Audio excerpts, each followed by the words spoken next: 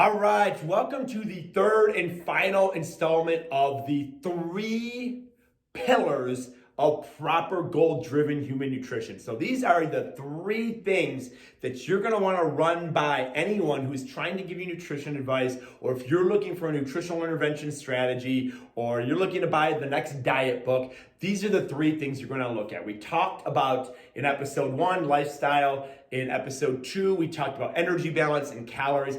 In part 3 now, we're going to talk about balancing nutrient density or balancing inflammation. Inflammation is basically the cause of stress. So when we have a high alert in our body, the sympathetic nervous system is engaged, okay? There's stress going on, or it could be an injury.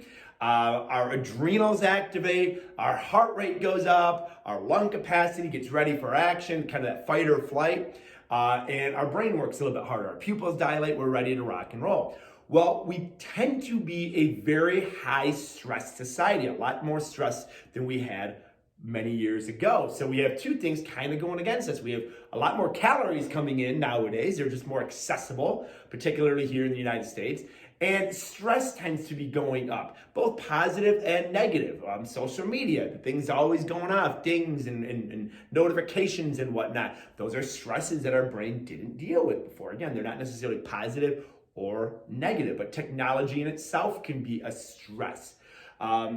When going back to inflammation, but when we eat inflammatory foods, we activate inflammatory cytokines that can have a negative impact on our mood, on our energy, and specifically on our gut microbiome, so our gut health. So managing energy is important. So if you listen to the first installment of this, when we're talking about lifestyle, hey, it's gotta fit within your lifestyle. I'll just share a personal experience. Bourbon is a big thing. I love the history. I love going to bourbon tastings. Sometimes the foods that's around those tastings is not the healthiest food, or it's inflammatory food. So how do you manage inflammation in an inflammatory type world, or when you're surrounded by inflammatory foods that might be consistent in your environment? Well, you want to sandwich them. So if I'm going to do a bourbon sampling, I'm going to eat very gut-friendly, high-fiber prebiotic foods, maybe some Greek yogurt, some really dark green leafy vegetables. For example, maybe I'll do a shake with some lean protein and 100 grams of spinach in there. So I'm going to do a sandwich effect. I'm going to have very high nutrient-dense foods. So pretty much if you're kind of confused, like, well, what foods are inflammatory, what foods are non-inflammatory? The foods that are nutrient-dense, your green, dark leafy green vegetables, most of your other vegetables, your fruits, your lean proteins, particularly your cold water fish proteins that are higher in omega-3s, all tend to be anti-inflammatory.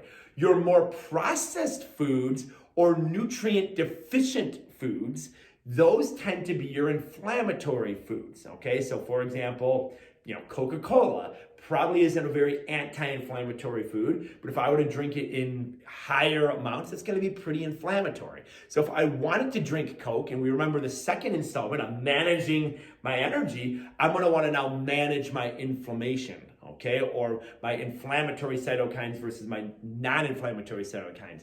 And again, the easiest way to do that is just to eat nutrient dense.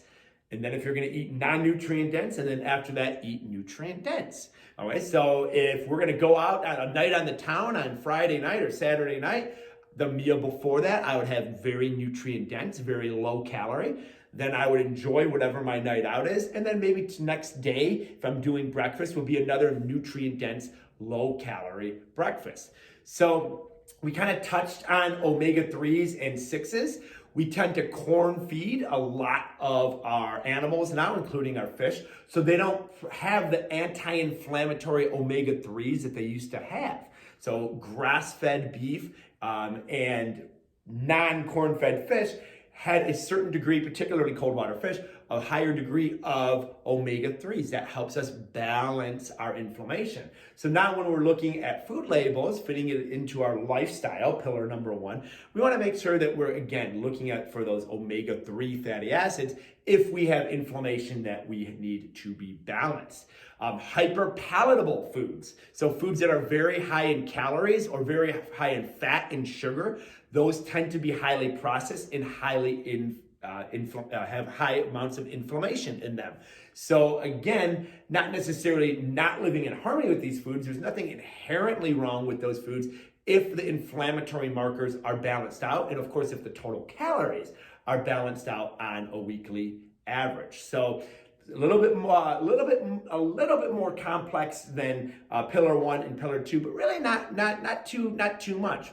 Basically, we want to manage our calories. So if we've had periods of high calories, which is inflammatory in itself, regardless of the foods, okay, if we're eating a ton of calories at once, that's going to have an inflammatory effect on the body. So balancing high periods of calories with lower periods of calories, and balancing periods of low nutritional density with periods of high nutritional density will definitely help us stay within that framework, and we will be good to go.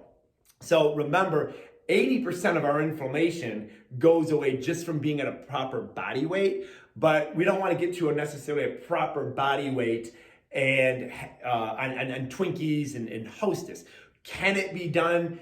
Yes, but there's some other things that by keeping those inflammatory and non-inflammatory markers so outside of whack that could go wrong in other ways. And if we really think about it, is that really part of our lifestyle? Do we really want to eat that way forever? Okay, because of course we don't eat just for a certain look or to prevent disease, but we also want to eat for energy and skin complexion and vibrancy and so forth. So that is our third pillar, managing inflammation. So that means that you're going to manage high calories versus with lower calorie days or meals, and manage non-nutrient dense foods, sandwich them in with nutrient dense foods. Those are your 3 pillars. Now you're equipped, now you're educated, now you're aware, so that when someone tries to domesticate you on the next diet or the next Netflix episode or the book that they want you to buy or the pill that they want you to swallow, you are now equipped with your 3 pillars